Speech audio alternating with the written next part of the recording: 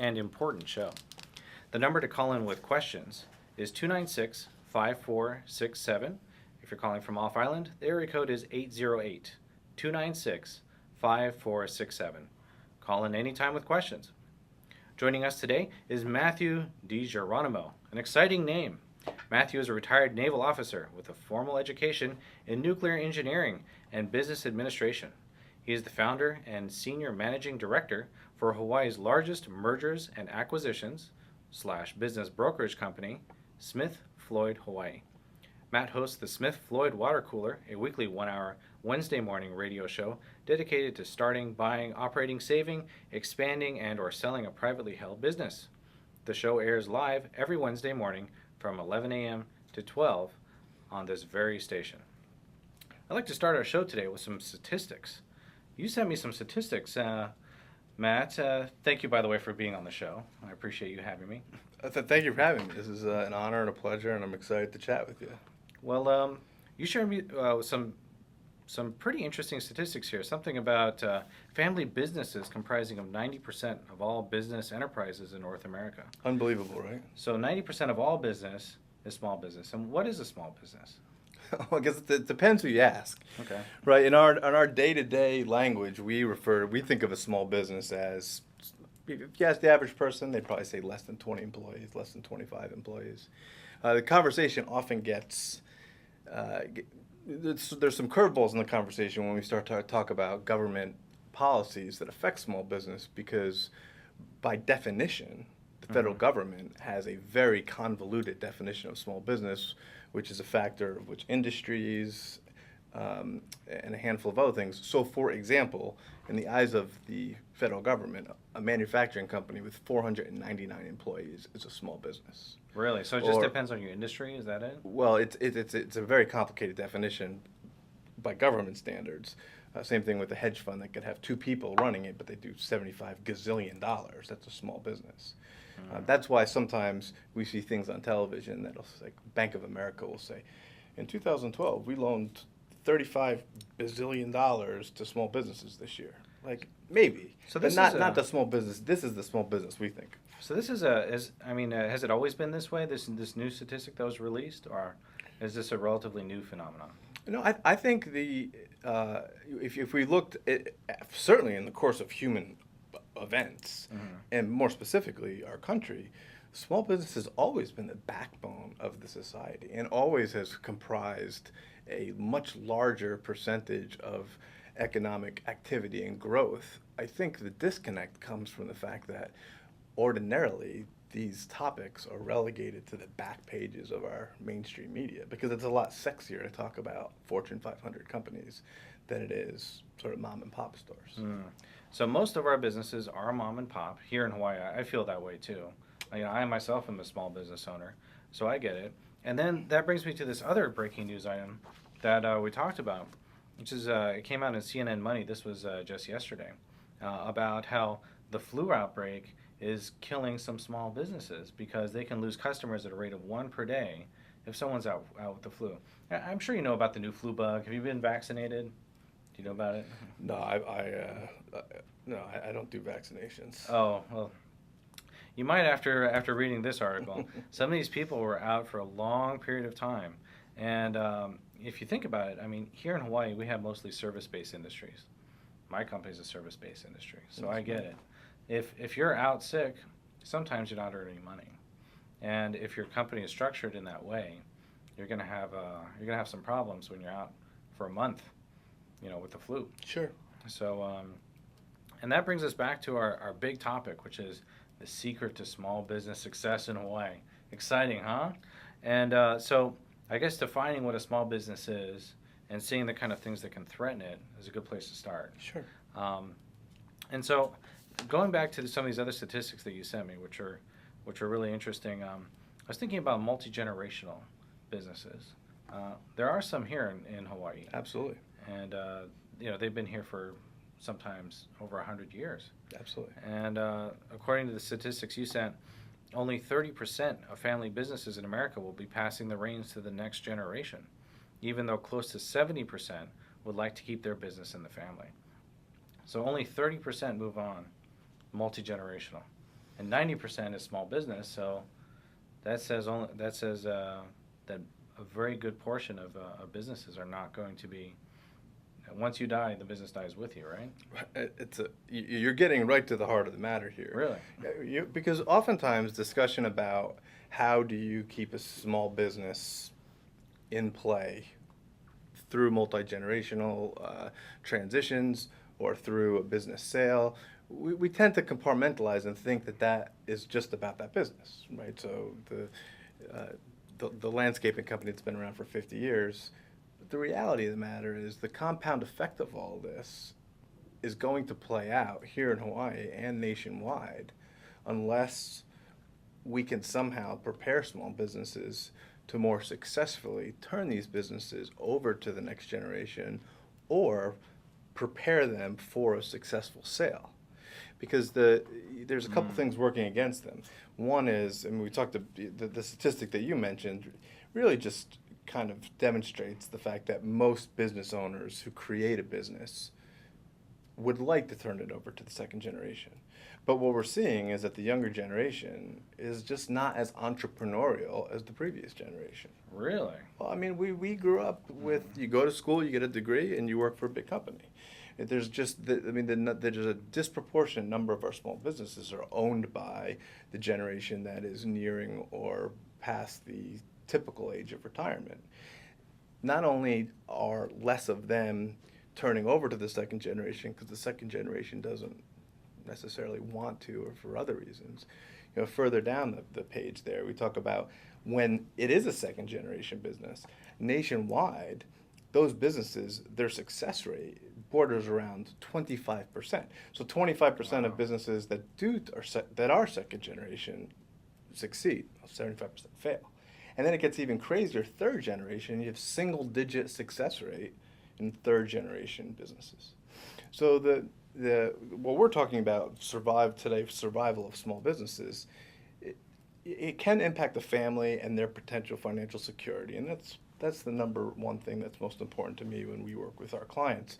But from a broader perspective, this phenomena compounded across the state and across the nation is going to impact our economy, because if these businesses don't turn over to the next generation and they're not prepared to sell the business, which is some of the things that we're going to talk about, well then when you shut the doors and walk away, you've lost jobs, and that economic activity associated with that business just gone.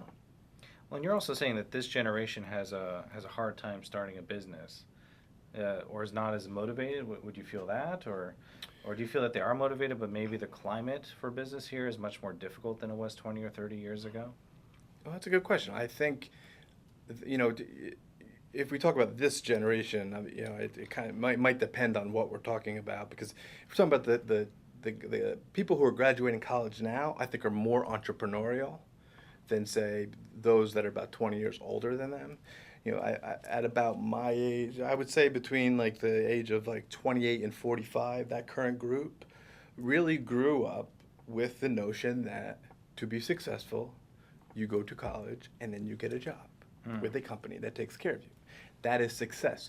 Oh, small business? Oh, that's for the kids that were in wood shop and can't figure out how to get a job inside of a larger corporation. That's my personal opinion of why that gap in the age of our entrepreneurs exists. I am seeing the newer generation being much more entrepreneurial minded. That's a whole nother topic though, because they tend to be, in my observations, they're very much focused on tech startups and looking for venture capital money and angel investors, where old school entrepreneur is like, print out a business card and get to work, go make some money. Yeah, like you mentioned earlier, landscaper. You don't have any new landscape businesses probably getting started by young entrepreneurs. They're out instead wanting to start up the next Facebook and looking for VC. And I think what you're saying is backed up by Reid Hoffman's recent book, The Startup of You. I don't know if you've read it, but it tells exactly that climate that you're talking about. that we had this, typical staircase that everyone could expect to climb after they graduate from a college with a simple, bachelor degree. And now they have to go out and get creative. You have to have 3 jobs just to survive. Well, that's right. And really, if you think about it, if you look at the course of human history on this planet, probably, I'm speculating here, but I'm probably pretty close. Like 99% of them have had to figure out a way to add value to their community so that they could feed their families. And I think that this phenomena recently of, well, just get a job, and then you're done, or get an education, and then you're done, kind of has run its course. And so we're seeing more and more maybe the weaknesses of a college education playing out. And I don't say the weaknesses, but I'm just saying, like, just because you have a college degree doesn't mean that you can come into your company. So you need a new person in your company. You want them to add value. You're not there to. You're not an advanced school for them, right? They need to add value to your company. And I think based on what you told me, I think I gave Reed all his ideas, actually. He stole them all from me over a couple drinks one day. I'm just kidding, Reed, if you're listening. Just a joke. Never even met you. But he raises a great point. Yeah. He raises a great point that there is no longer that expectation. And so I do think that we're going to see, I think we're entering in an age of an entrepreneurship. Okay. And so that's going to mean that in 20 or 30 years, they're going to have to pass that along to their successors. That's going to be interesting. We're going to talk about that when we get back from the break. Stay tuned. This is Attila Seress with ThinkTech Friday. We're back, we're alive, and you're listening to ThinkTech Friday. I'm your host, Attila Seress, here with Matt Digeronimo, talking about the secret to small business survival in Hawaii. When we last left the conversation, we were talking about how so many small businesses are dependent on one person. This was during the break. We were actually talking a little bit more about that. And, now we're going to get to the real secret. These are these 5 items that you and I talked about that really, if any business made a conscious effort to follow these 5 items, which you're going to be able to find on our website, thinktechfriday.com, they'd be in good shape. Absolutely. And so let's talk about the very first one, the big question. Okay, and I'll say before we launch into these survival techniques, the beauty of this is that not only do these issues help protect businesses against external events, they also pay off huge when it comes time to sell the business. So whether you're in year 2 or year 20, or whether you're going to sell in the next 6 months or the next 60 years, this list would be the same for both. Okay, so it still makes... And, if you have questions about this list, give us a call, 296-5467. Best question will receive 3 invisible gold stars. There you go, 296-5467, and I'll throw an extra gold star and a happy face on top of that. 4 invisible gold stars and a happy face. How go. could you not call in? So, our first one, what is it? What do we do? The business has to be operated such that it is not dependent upon the owner. I mean, that's everything else on the list that we're going to talk about is, can the business run without you? And there's a handful of ways to put that litmus test out there. Can you go to a golf camp for 2 weeks and leave your cell phone and your computer at home? And when you came back, what would your business look like? I mean, if it would look like Thunderdome and there's dogs and cats living together, and you're completely bankrupt, I got news for you. Okay, your business is not protected against things like a flu outbreak in the area. It's not protected against changes and advances in technology. It's not protected against personnel changes. It's not protected against government policy changes. And you're in no shape to sell your business. So the number one, the foundation behind all of these things that we talk about is making the business less dependent upon the owner. And in my observation, that is the number one factor here in Hawaii that's the number one challenge for business owners here in Hawaii. But you said earlier that 90% of all businesses are small businesses, meaning they probably don't have a lot of employees. They probably are family-based. There's, mom and pop are working together to make the business work. If pop gets sick, how does mom do his job? How do we structure a business like that? Okay, well, I mean, I think when we use the word small business, I don't think that we want to default to the literal mom and pop organization, because if it's literally mom and pop at the convenience store, well, I don't got much for them. You know what I mean? Other than, maybe open up a second store and figure out a way how to manage more than one store. But you'd be surprised. I mean, small and medium-sized businesses. So I mean, that can go really. That's under an umbrella here in Hawaii. You could be talking about a business that's $20 million in revenue, $50 million in revenue. I mean, there's still businesses that are not accountable to the SEC laws of publicly traded companies, and they still have challenges associated with this. So when we talk about these particular topics, I think we're talking for businesses that have anywhere between 5 and 100 employees. So between 5 and 100 employees, it shouldn't depend solely on the owner, and I think that makes sense. There's enough people to cover. Yeah. But there's a dichotomy here that is challenging to get through, and right smack in the middle as that obstacle is the ego. Right, because when we're a small business owner, there's a part of us that's like, we are the small business owner. I could wear pink slippers to work if I want, and what I say goes, and you do that because that's the way I said you do it. And as a consequence, you become the center of everything. And some business owners gravitate towards that. But what they're actually doing is they're damaging their businesses, and it's certainly damaging their options for the future, either growth or sale of their business. So we encourage our clients to take steps to make the business owner a smaller and smaller asset of the company until it's a negligible asset. Most business owners are the largest asset of the company. Okay, so would you say that of your clients, because you do mergers and acquisitions, you have people coming in all the time, would you say that most businesses walking in, it's more the exception than the rule, that the owner is the center of the whole operation? I think there's a pretty good distribution.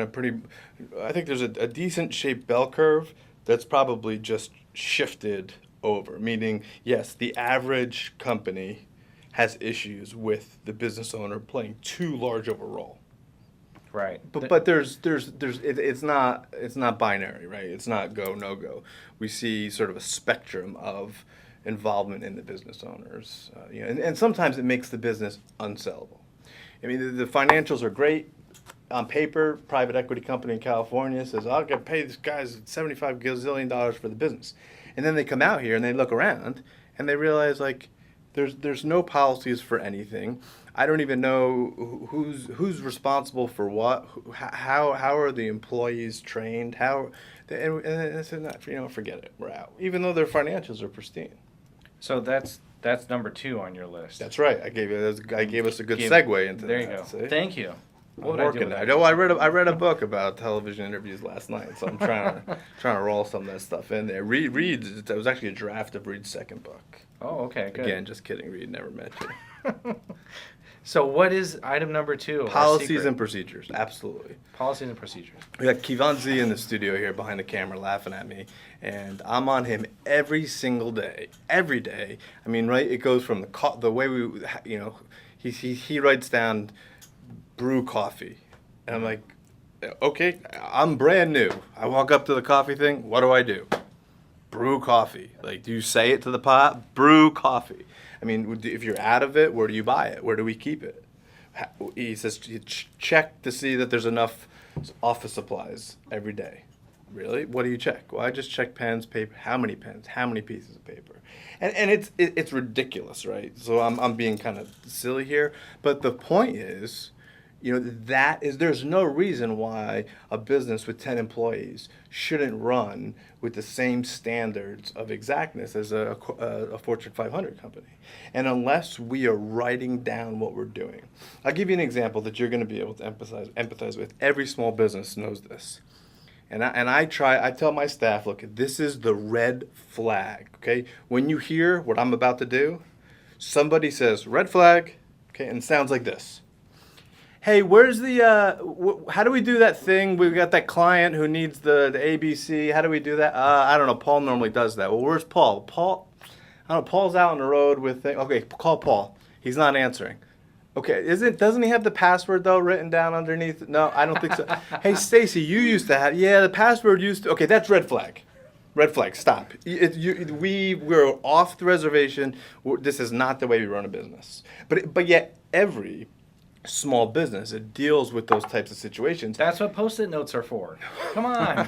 Why else would we buy Post-it notes? You're right. It's either rigid policies and procedures or Post-it notes. One or two, take your pick. But the point is, and yes, sometimes it takes, I'm a little bit extreme in terms of the examples that I give, but my point is that, like, we were talking about the flu. Right. So if I have a business that's going to be hurt because my office manager gets the flu, if it hurts me enough that it like affects my business or puts me out of business, that's natural selection at play. Because my business should not be so weak and so vulnerable to have a loss of one employee affect my business enough that CNN is writing articles about it. Yeah, and this one here in CNN, that one's about care homes. So if someone has the flu, they can't physically go and take care of someone in their home. Now that person suffers, right? And then they lose the client because that person still needs service. So there's always that flow of business. But if you can't match it because you're sick, it all falls apart, right? That's right. But I mean, I would say that at some point every business should be able to say, okay, let's look around us. If any of us got hit by a car tomorrow, would the business still survive? And if the answer is no, why not? And what can we do about it? The reason that normally doesn't happen is because having the luxury of being able to sit around and talk about something like that is something that most business owners don't have. Because I got bills to pay and this guy, and I got to call that guy back, and I have 500 emails, and I got to update my Facebook page, and then now the phone's ringing, and so what we end up having, we were a ping pong ball all day long until it's like, until the Fred Flintstone bell rings, and then we go home. So, how do we carve out that time? And again, Z is going to laugh here, but I always say you got to make the routine things routine. As soon as I can make the routine things routine, like we can't have a discussion about the fax machine ever again. Okay, we have a fax. People send faxes. Okay, there can never be confusion about how that thing works. Because it's not just annoying, it's sucking up the resources in terms of the most valuable one, which is time. And our own mental energy. I mean, the routine things have to be routine. If I can get the routine things routine, then I can carve out time to look at vulnerabilities in my company and things like policies and procedures that may be sort of in the margin. So I could have a policy. There's no reason I shouldn't have a policy that says bringing in a temp for my office manager. My office manager calls in sick. I call a temp agency. Most businesses, if a temp showed up, they'd sit there like, what do? They'll just answer the phones, and then if they need anything, come get me. Do you know what I mean? Like that's yeah. But, and that's most, right? Right, but if I say, look, your daily responsibilities are here on this page, okay? Yeah, there's your computer. Here are your daily responsibilities. Follow this, read this, and if you have questions, find me. Night and day difference. Night and day difference. But again, to get to the point where I'm writing a procedure for what happens if one of my guys calls out sick, it's not necessarily about having the ability to do that. Although that in and of itself can be challenging for some. In most cases, it's about carving out the time to do it. And so really this is just about sitting down and just doing it. And we're going to talk about doing that a little bit more when we get back from the break.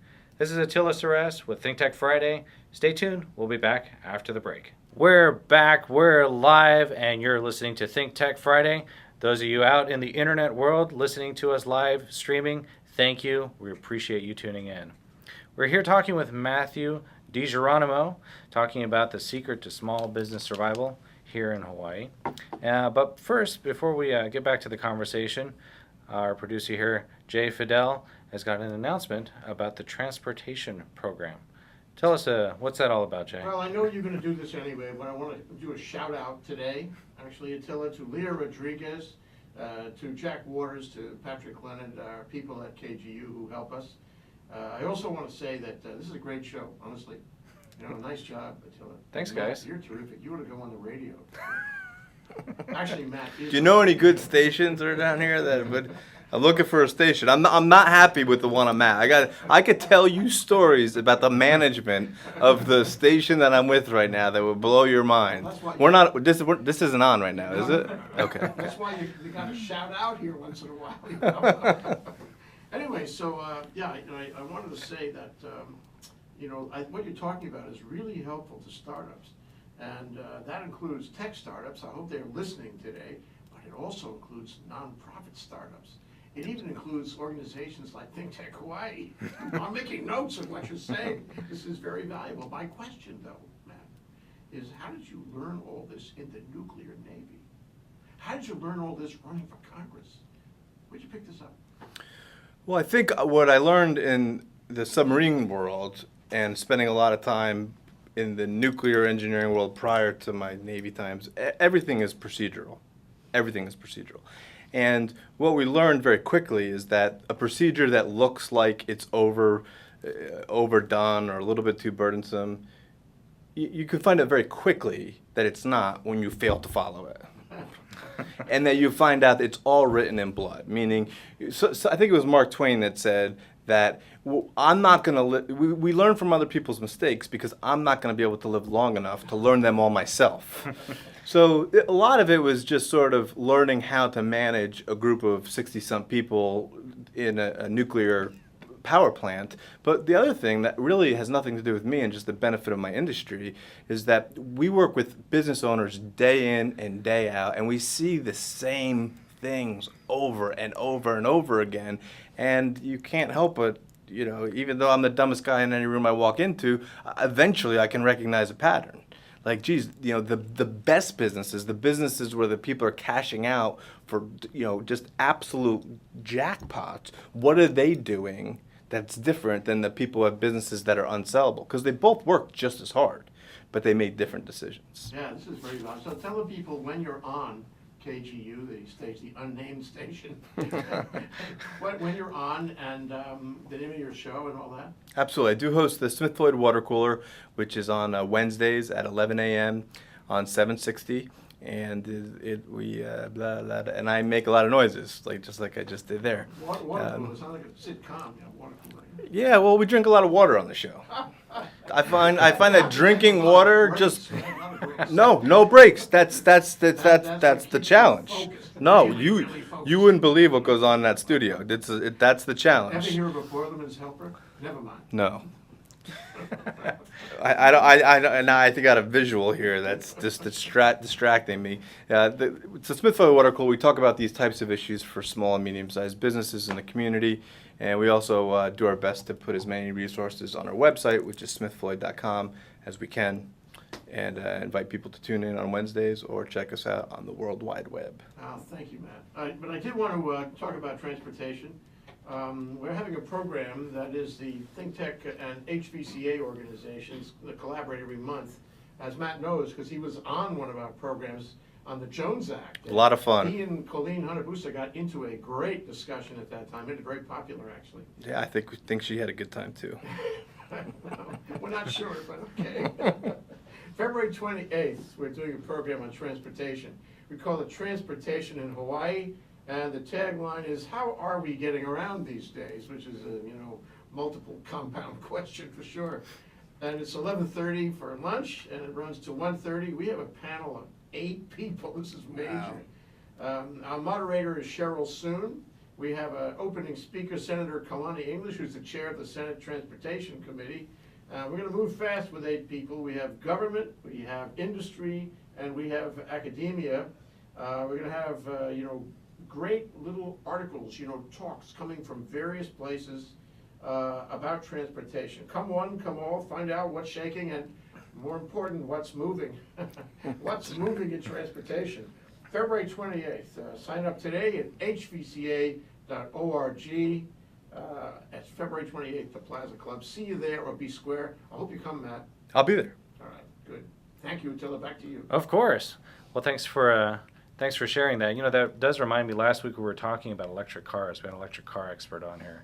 Fascinating stuff. I think it's going to be an interesting discussion, seeing what the roads are looking like, or what they're going to look like in 10 years.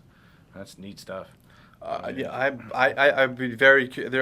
I think there's going to be a wide variety of opinions at that event because it comes from all angles, and I think the most challenging part is trying to get people to be talking about the same thing, because there's a lot of the transportation discussion that's really about the development of Hawaii in the future, and that which takes the topic away from what the electric car people want to talk about, which is fuel, which is different than what I want to talk about, which is traffic, which is why I showed up into the studio 30 seconds before we went on air, because I'll tell you what's not moving or shaking is H1 today, Jay. That's a typical day. Look, I live out in Neva Beach. You got nothing. You got nothing. Most people would be surprised at the number of hours that are spent. You're a tech guy, hovercraft. That's right. I would canoe to work if I could. It would be great. But, let's talk about our secrets here, because we're still not done yet, and we still want to share this valuable information with all the small business owners. And during the break, we were talking about actually doing these things. So remember, the first one was, can your business run without you? How do you find a way? Number 2 was policies and procedures. Do you have any in place? And then we did organizational setup, right, where the duties and responsibilities of each person. And we were talking about how do you actually do that? And as a business, when the phone's ringing and you're checking 500 emails at once, and that reminded me of a Japanese proverb I heard, which was it was about a story of someone who wanted to move a river, and so father and son go down to the shore, and they look at the river and it's flowing by, and they want to move the river from one place to the next. And so the father says, look, son, all you have to do is put in one rock at a time. So every day you go down there and you put in one rock, and eventually as the son grew up, he actually moved the river. The flow of the river went a different direction because those slow, directed efforts, daily efforts, made a huge difference in the whole flow of that river. And I think the analogy is, in your business, you can do that every day. I mean, I spend 2 minutes a day cleaning my garage. Makes a big difference after a week, too. You'd be surprised. So just those little efforts in a business, and just to make it better, it seems to me like that's a good place to start. Would you agree? I think you're right on the money. Oh, perfect. I think you're right on the money. And furthermore, I think it's the only way to do it. I mean, unless you got one of those, remember this movie that Adam Sandler was in where he had a remote control for life and he could just pause it? And if I get one of those, it'd be awesome, because I'd pause and then I'd unpause some people in the business and say, okay, since everyone else is frozen, let's work on these policies and procedures. But when life keeps coming at you, and business keeps coming at you, and there's invoices to pay, and there's clients to serve, and there's employees that are sick, you normally don't have the time to do the things that I'm talking about. And oftentimes, I think business owners hear this kind of discussion, and they just kind of tune out. And it's not because they disagree with it, but it's just they say, well, you're right, but you know what? I'm going to deal with that when fill in the blank. And it's always something, right? Today is never the right time to do anything. Right? There's always a reason to say, well, once revenue gets above this, once we get through this client, once I hire this new person, once so-and-so gets healthy.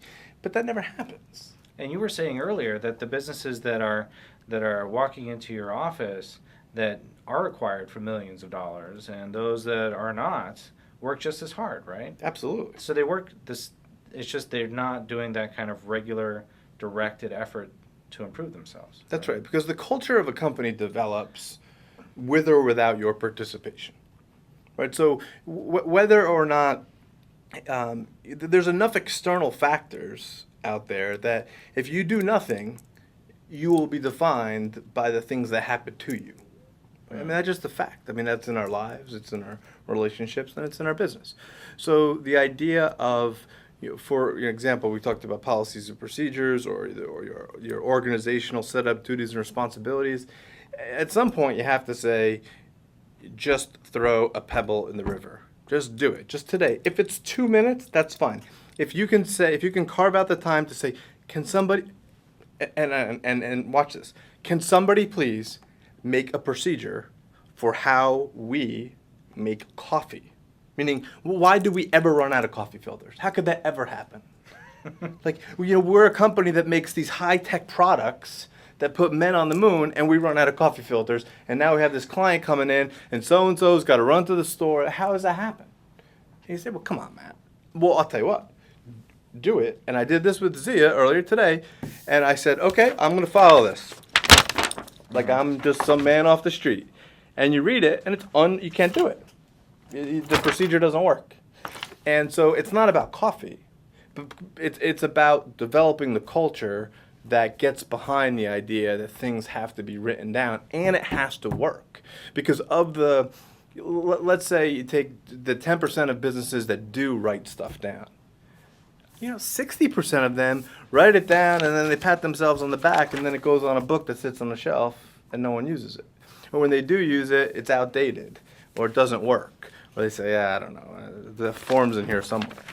Right? So I recommend starting with coffee, or starting with how you answer the phone, or how you work the fax machine, just because what you'll find is it is not easy to get people to do even the simplest tasks in a standardized way. And that's important because your clients don't respond necessarily to quality. Clients respond to consistency. We don't go to Starbucks because if you're looking for the best cup of coffee on the island, it's not necessarily Starbucks, but I know what I'm going to get. And so oftentimes consistency, regardless of who's sick, is more important than quality. Sure. I used to travel all over the country. Guess where we would eat all the time? Denny's. You knew where you're going to get, you knew how much it was going to cost, and you knew that the food was going to be manageable. And how do you think they make Moons Over Miami taste the same in Maine and Southern California? I mean, they're getting their ingredients from different places. They have people of entirely different cultures. I mean, there's a lot of differences, but yet if you tasted even a small difference, you would immediately be like, whoa, what is this? I'm at a Denny's. This is supposed to take. You know how much work that takes? So the difference between Denny's and an independently owned restaurant that says, I think we're in a franchise. Okay, you think you're in a franchise? That's great. I mean, Denny's started with one too. But the difference is standardization.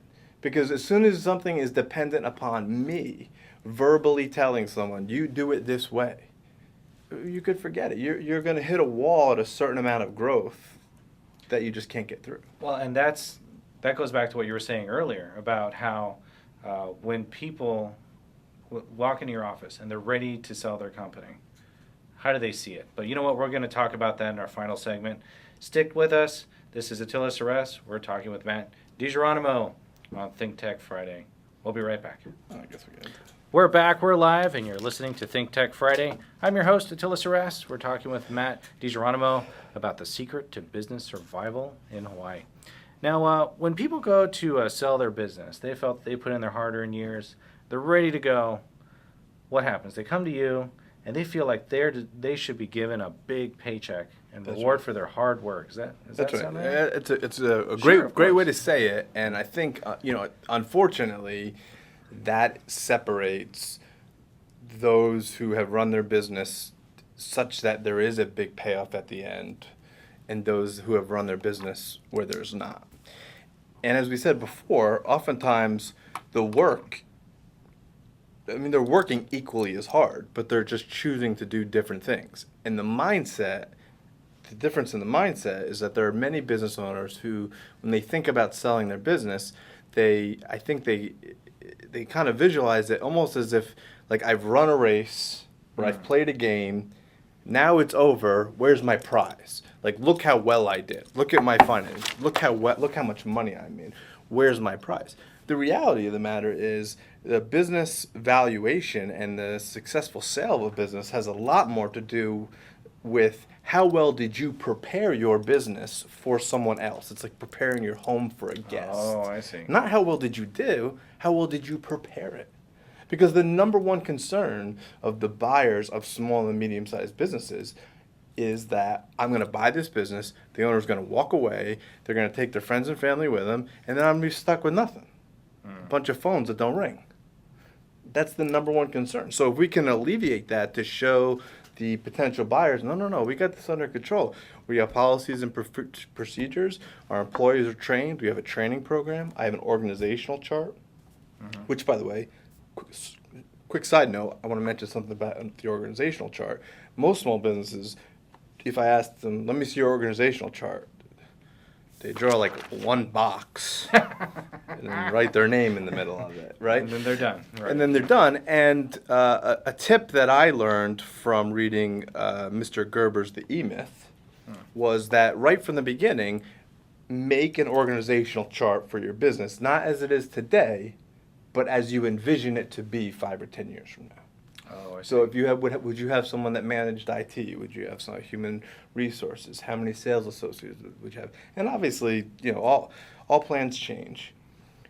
And if in the beginning you're a one-man show, then you write your name into every single one of those boxes. There you go. And as you bring people in, you then push off, say, okay, I'm no longer the webmaster. But if I was smart, when I was doing the webmaster stuff, I take up just a fraction of a second to say, okay, now I am the webmaster. Okay, what am I doing? And am I just doing it because I know it? Or am I doing it and then in parallel with that writing down what I'm doing so that I won't have to be the webmaster forever? Oh, Or I see. HR. So now when I bring someone in, I say, okay, here you go.